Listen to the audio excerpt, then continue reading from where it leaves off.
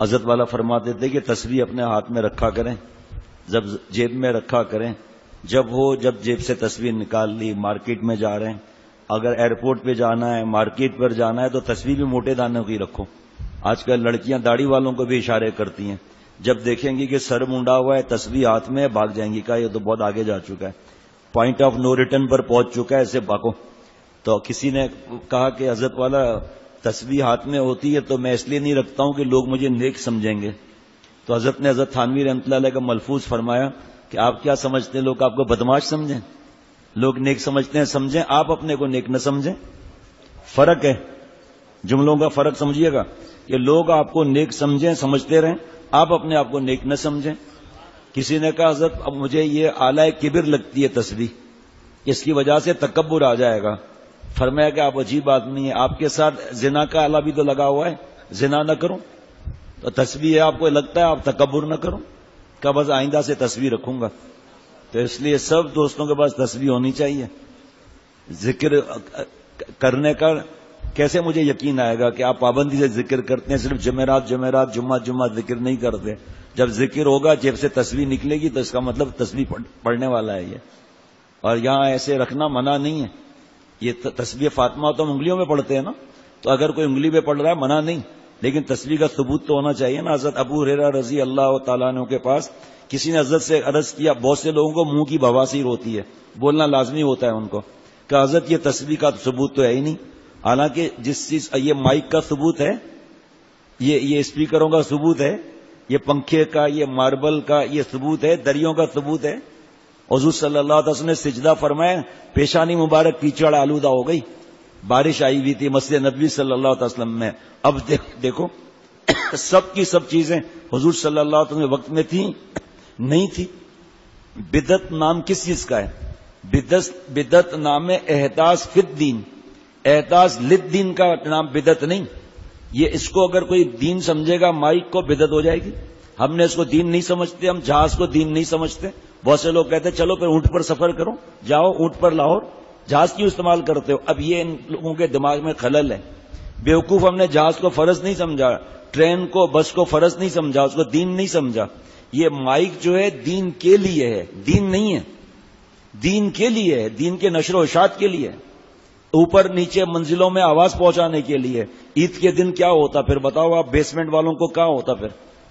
تو یہ سمجھتے ہیں نہیں۔ تو حضرت حالانکہ ثبوت ہے تسبیح کا، نبی ہے تو کیا ہوا، ہم اس کو فرض واجب تھوڑی سمجھتے ہیں تسبیح کو۔ تو وہ کیا ثبوت ہے؟ کشکول معرفت میں لکھا ہے کہ حضرت ابو ہریرہ رضی اللہ تعالیٰ عنہ کے پاس ایک دھاگا تھا جس میں گرہیں لگی ہوئی تھی، وہ گرہ پر پڑھتے تھے حضرت ابو ہریرہ رضی اللہ تعالیٰ عنہ۔ اور ہم تسبیح فاطمہ انگلی پر پڑھتے ہیں۔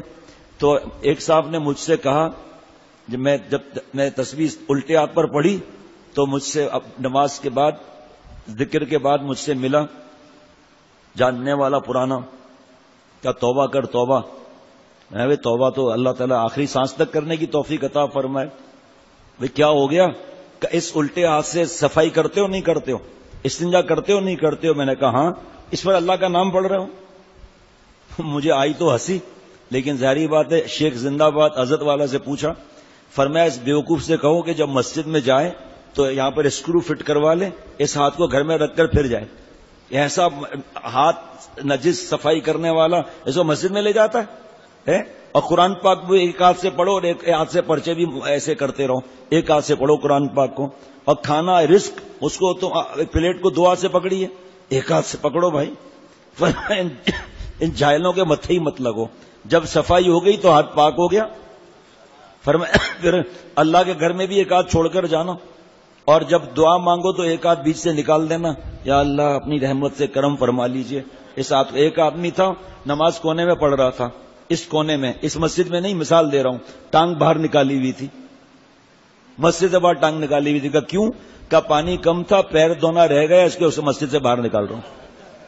ابے تیری نماز بھی بدھو۔ تو ایسے اسپیشل کیسز بہت ہوتے ہیں، کوئی ایسی بات نہیں ہے، اور پھر مانتے بھی نہیں ہیں۔ اب حضرت والے نے کیسی پیاری مثالیں دی، لیکن وہ قرآن پاک ایک ہاتھ میں پڑھ کر کوئی دکھائے ذرا مان جاؤں میں، دعا میں ایک ہاتھ نکال لے، قرآن پاک میں ایک ہاتھ، دوسرا ہاتھ نہ لگائے، اور چلیں تسبیح فاطمہ پڑھ رہے ہیں، کہ اس ہاتھ پہ مت پڑھو کیونکہ اس ہاتھ سے استنجا ہوا ہے۔ اس ہاتھ سے اور کتنے کتنے کام کرتے ہیں. آپ بتاؤ, ہنڈیا کو 2 ہاتھ سے پکڑنا ایک ہاتھ سے, ایسا اندر بریانی رکھی ہوئی اور تو دوسرا ہاتھ لگا رہا ہے جس سے تو نے استنجا کیا ہے. ایک ہاتھ سے بریانی پکڑ, اور پکڑ بھی نیچے سے تاکہ ہاتھ کو بہت سکون مل جائے. اور ہنڈیا بھی ہو, ہاٹ پاٹ نہ ہو, اور وہ بھی اسٹین لیس اسٹیل کی. اور بچے کو بھی پیار دوسرے ہاتھ سے مت کرو, استنجا کیا ایک ہاتھ سے, مننے کیا حال ہے میرا بیٹا, کیا حال ہے, اور ایک ہاتھ سے ہی اس کو اٹھاؤ, دیکھتے ہیں کیسے اٹھا سکتے ہو. بس اللہ بچائے بھائی. حضرت عیسیٰ علیہ السلام جو ہے بھاگے جا رہے ہیں. کسی نے کہا حضرت آپ خیریت, کیوں بھاگے جا رہے ہیں؟ فرمایا احمق میرے پیچھے لگا ہوا ہے, بیوقوف اس لیے بھاگ رہا ہوں. ارے حضرت عیسیٰ علیہ السلام, آپ کو اللہ نے معجزے کیسے دیے ہیں؟ آپ کوڑی اور اندھے کو اچھا کر دیتے ہیں, آپ مردے کو زندہ کر دیتے ہیں, اور آپ اس بیوقوف کو ٹھیک نہیں کرتے. فرمایا حماقت اللہ کا عذاب ہے, قہر الہی ہے.